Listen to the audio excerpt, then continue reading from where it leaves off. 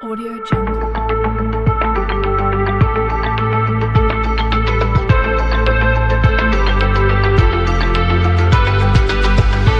Audio Jungle.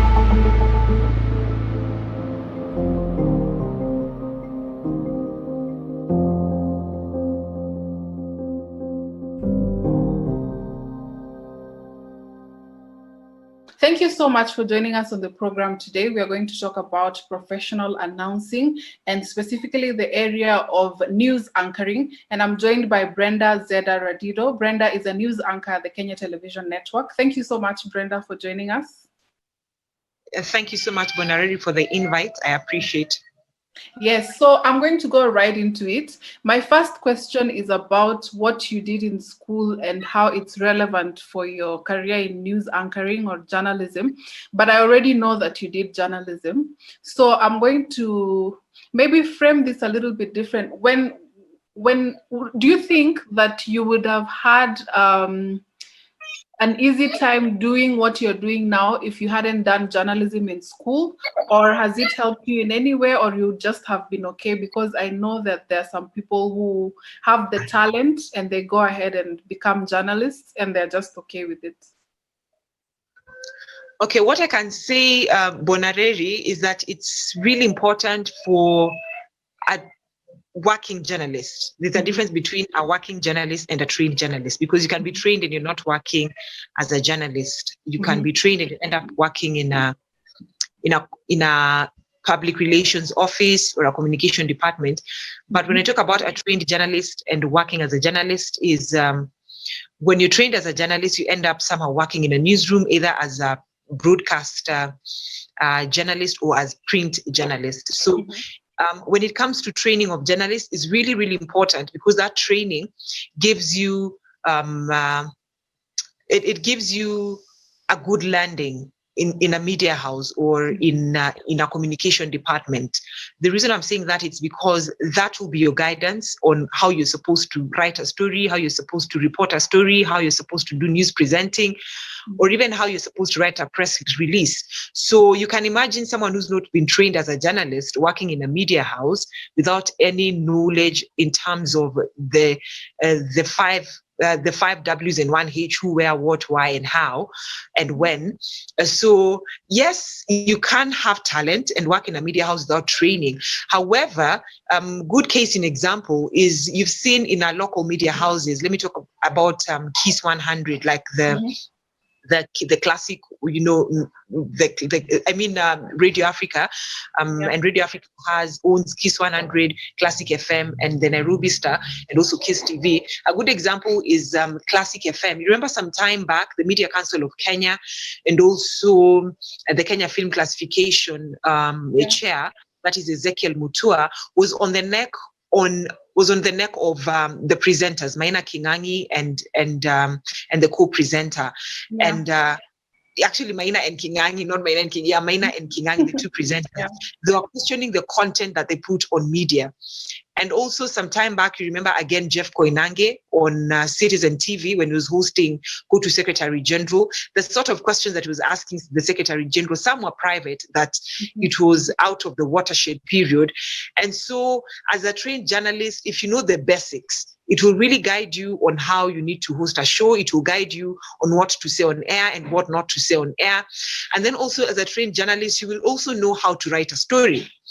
Because like when we're trained in communication, like you have the inverted pyramid. So you know when to start with the most important information, then the least important information, less, when all that, when you're writing a story. So you can imagine someone who's not had a training, who's not gone to a journalism school, not even knowing where to start from.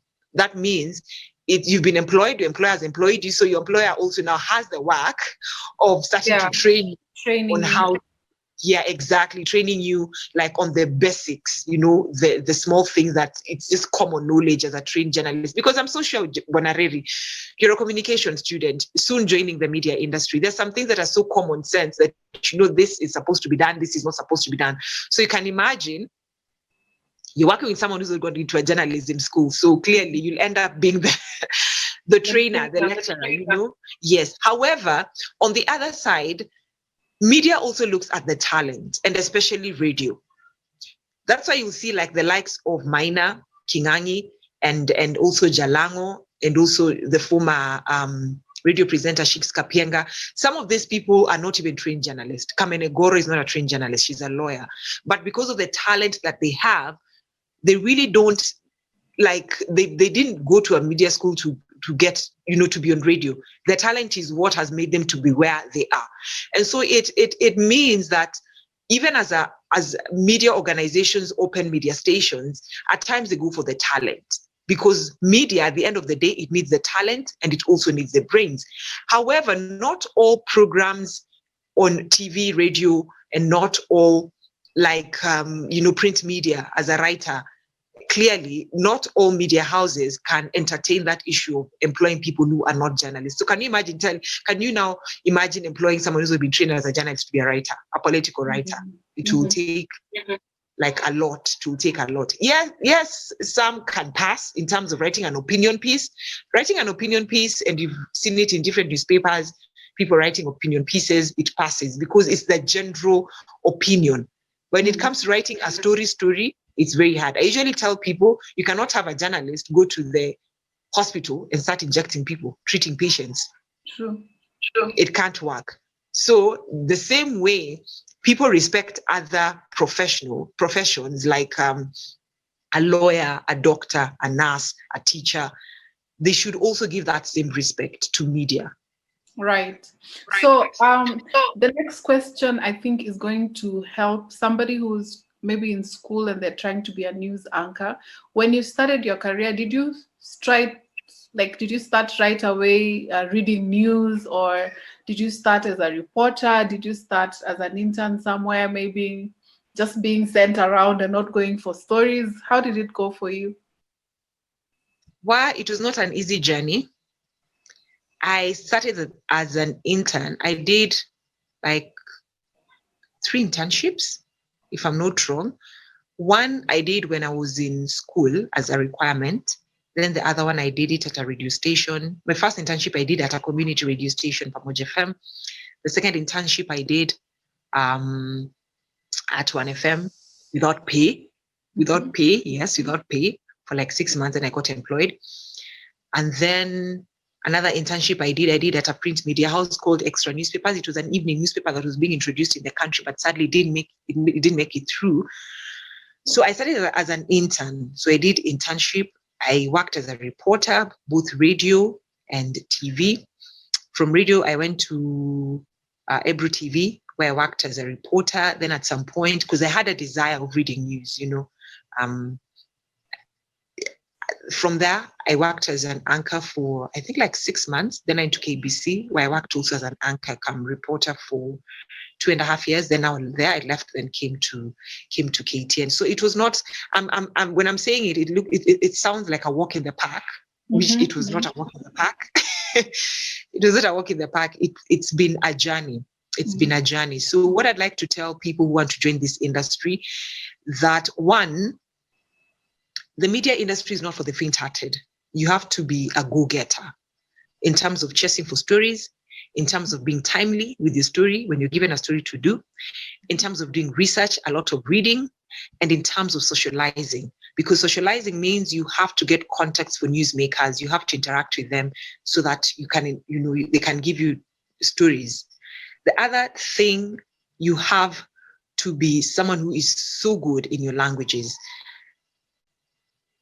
I'm not that lucky to be bilingual in terms of Kiswahili and English. So that's why I'm an English anchor, English reporter.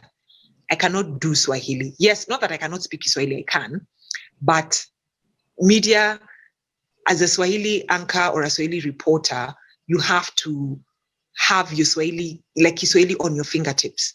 Polished Kiswahili, not this kawaida of Kiswahili that we speak, So there are people who are bilingual, there are people who are not.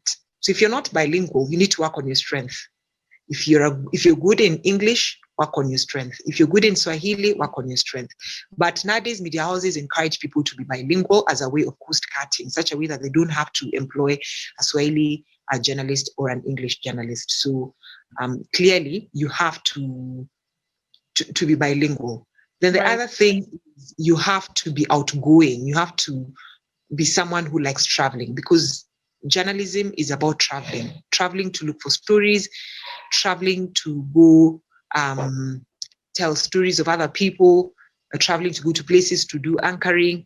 So I can tell people, upcoming journalists, and especially those who want to be on TV, that it's not about your appearance. It's not about, oh, I want to be on TV so that people can know me. It's not about that, because there's nothing as sad as going on air and looking like a zombie.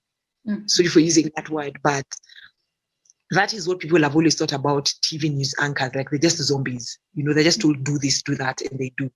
But a lot happens behind the scenes. There's a lot of research that you do before you go on air.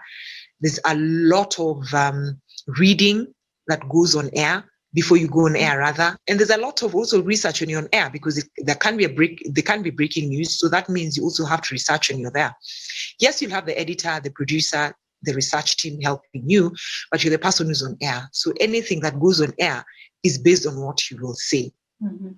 And then lastly, you just have to be someone who knows how to groom his or herself, because if you don't groom yourself properly, clearly I don't know how you look like. You've seen those people who say they are journalists, but they don't even comb their hair. Like, it's you have to be someone who's, your grooming has to be top notch, such that when you're appearing for an interview, your first impression will sell you. Not your first impression will leave so many question marks. Do you really need this person? Not really. So those are the most important things that I'd like to tell people who want to join the media industry. If you want to be a reporter, if you want to be an anchor, it is not about being a celebrity. Because today in this industry, tomorrow you're not. So when you leave the media industry, where do you want to go to? You can go to a communication department. You can go to a PR department in an organization or in a government office. So you just have to have your A game on. Right. So as a professional news anchor, personally, speaking of being ready and being prepared before you go on air, do you take part in breathing exercises, articulation exercises before you go on air? Because I have learned that these are important. Do you maybe personally do that? And do you vouch for them? Do you think it's important to do that? Or as long as you're a good public speaker, you're good to go? That can pass in terms of if you're a good public speaker, you're good to go. It can pass, yes. But at the same time, let me tell you, the truth is we all get nervous. Like, every day when we go on air, we get nervous, because yes, it's the same job you do every day, but you do it differently, because you don't know what story is going to break on air. You don't know what is going to make news, so you just have to have your A game on top.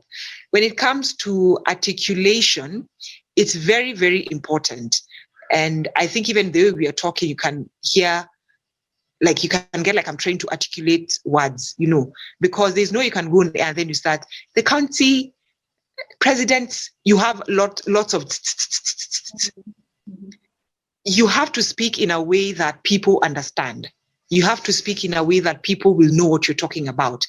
And that's why even in a communication class, we are taught, like, by the time you're reading, you're finishing your first line, your eye should be on the second line. And what our lecturers meant by that is that you already know what you're going to say next. And so even when you're reading news, or when you're reporting a story, that means you have to read your script. It means that you've already internalized what you're going to tell people. You already know how you're going to articulate that word. And it's normal. I mean, it's very normal for people to make mistakes in terms of pronunciations. It's very, very normal. We all make mistakes. But what has always guided me is Google. I usually call it University of Google and YouTube University. Google University and YouTube University. It really, really helps. If you're not sure about a certain word, just go and Google, because we have the American English and the British English. The way they pronunciation is done, it's usually, some words are a bit different. So you really need, since we were colonized by the British, I think, we were colonized by the Britons or Britons. British, Britain, anyway. Like, we mostly use the British English in terms of our pronunciation. So if you're not sure about our pronunciation, kindly, before you go on air, whether you're an anchor or a reporter, just make Google your friend. And that is something that we are taught even in school. Make Google your friend. Then number two, you have to pronounce the words correctly, like in such a way that someone can know you're talking about this word and not that word, And that one also, you have to make Google your friend. You have to make YouTube your friend. We get nervous when you go on air. It happens. Like, an example is like today, I was reading a story on air and I wasn't sure about the pronunciation, the second name of the British Prime Minister. I only knew how to pronounce the first name, which it's very simple. But the second name, it's so wordy, I was not sure. So you can play it safe by ignoring that word. As long as when you ignore that word, the meaning of the story will remain the same. It will not change anything. So what I did is just I read British Prime Minister, left it together with Cabinet Secretary for Trade, Betty Maina. That one, at least someone knew what I was talking about. But you can imagine if I left some important information that was going to make the story hang or make the story look like incomplete, I would end up looking so silly. So it's usually advisable, if you're not sure about a word, don't pronounce it, because you're as good as your last story. And sadly, the internet never forgets. They're internet bullies. So they just wait for media personalities to pronounce words wrongly, and then now you go trending. So if you're not sure about a pronunciation of a word, it's very important that you just leave it altogether. If you don't have Google or YouTube near you, access to internet, just leave, don't pronounce it.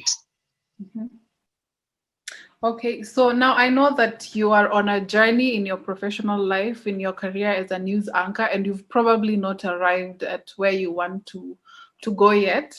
But where is it in your career that you said, you know what, I have arrived, at least for now? Like, what was the peak for you? You can never say you've arrived. In media, you can never say you've arrived, because every day is a learning process. Every day it's a learning season. Every day it's a day of just getting to a better level, bettering. You're trying to better the person that you were yesterday. So you can never say that. Maybe, sorry to cut you short, but maybe what I mean is, between amongst the places that you've been, where did you feel probably that you had made at least a leap in your career? For me, I know probably you're expecting me to say KTN. Like, oh, I'm at KTN, I've made it. Yes, I've made it. Mom, I've made it, yes. But for me, the milestone began when I joined KBC from a media house that was not well known, Ebru TV. Right now, Ebru TV is well known. But back then, it was starting, so it wasn't really known. So the people who are working at Ebru TV right now have a lot of advantages. But for us, we were not advantageous. So you tell someone I'm working at Ebru, they'll be like, which TV station is that? So you have to start introducing, Ebru TV is there, this is what we do, blah, blah, blah, So when I moved from there to KBC, for me, it was a milestone, like a big milestone, because it's like, I'm going to work for a state broadcaster. And when I'm there, at least now people will see me, And when I mean by people will see me, not like, of course, when you're reading news, people are seeing you. But what I mean by people will see me is my potential employers will see me. Because all these big names you hear in this media industry, they all started from KBC. So it's like, I'm going to KBC because I know where I want to be, and choose KBC as a stepping stone to the next level. Because if I was to look at the pay, my pay for Ebru was way better than KBC. So I would have actually stayed at KBC. But because I knew where I wanted to be, I decided, let me just go to KBC, Kenya Broadcasting Corporation. And true to my desires and God's blessings in favor of my life, KBC became a stepping stone for me to the next level, to where I am now. And having reached KTN News, I can say, yes, I've made a milestone. God has enabled me to make that milestone. But it's not yet the place I want to be. I'm Mhm. there. I'm using it as a stepping stone to the next level, because Right. it's a 24-hour news. So I know where I want to be. So I really can't say like I've reached, but the milestone I made it when I was at KBC. I know someone would be like, KBC, KTN, you should be saying KTN. But I think my explanation makes it very clear as to why, for me, being at KBC was a milestone Right. to where I want to be. Okay. So would you do this again if you were to start over from the beginning? Would this be something that you would choose again, or would you be in a different career right now? For me, I would choose media anytime, not because people know me, not because I'm a media personality, not because some people look at me, oh, that celebrity, I know her. I'm not a celebrity. And that's what I tell people. I would do media again because for me, it's a tool that I'm using to educate, to strengthen people at the grassroots level. Because whatever I say while I'm on air, people will believe it. I'm the mouthpiece of people, at the grassroots level. So I would do media anytime. Initially, I had wanted, before joining, communication school, I'd wanted to do law. Then I realized, law, I'm just going to be lying in court. Like, really, seriously? Then my grades were not enabling me to go to a law school, because I know law school, they want like an A or a strong B plus, which I didn't have. So when media, and in fact, what even made me join media, it's because of my relative, my cousin, who's a journalist. And I would see the passion she has when it comes to telling stories. She was not a TV broadcaster. She was a print media journalist. So I saw the passion she had and everything. And I was just like, wow, this is what I want to be. If I were to go back, I wouldn't change anything. I would do the same thing. Sorry. Again, if I was to go back and change anything in terms of my journey from where I started to where I am now, I wouldn't change anything, because the hurdles I went through to be where I am today, God took me through those hurdles. He's enabled me to be here today, and I have a story to tell. I have a story to tell people that when you see people on screen or on TV or on radio or working for a print media house, it's not all rosy. They all have a story to tell, a story to encourage someone who is faint-hearted, a story to tell young people, to let them know that this is what you have to do to be where you want to be in the future. Right. Thank you so much, Brenda.